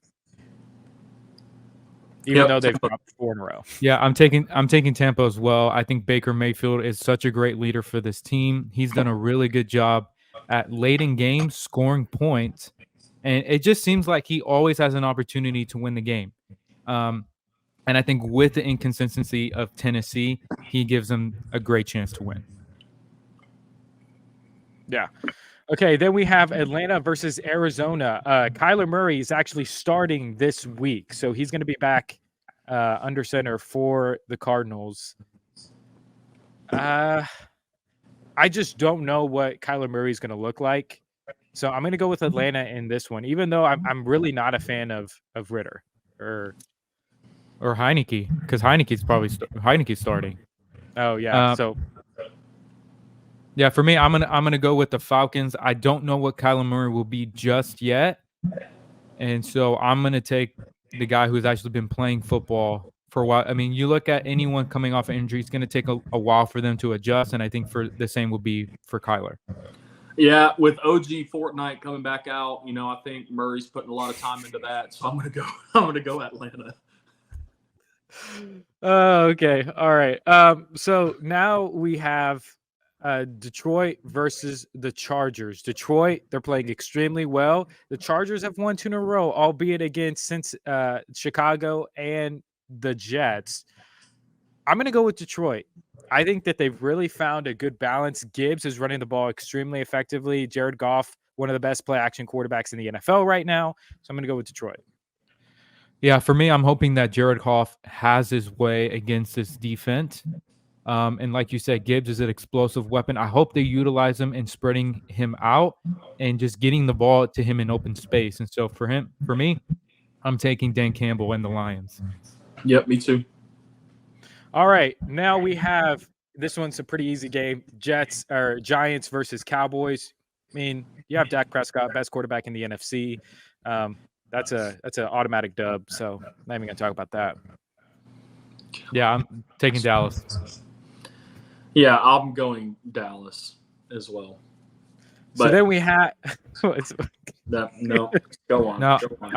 I'm expecting Jake Ferguson to have 3 drops, have under 50 yards. Okay, now he's hating on Jake Ferguson. Really? That's sarcasm. That's sarcasm. Yeah, that's sarcasm, David.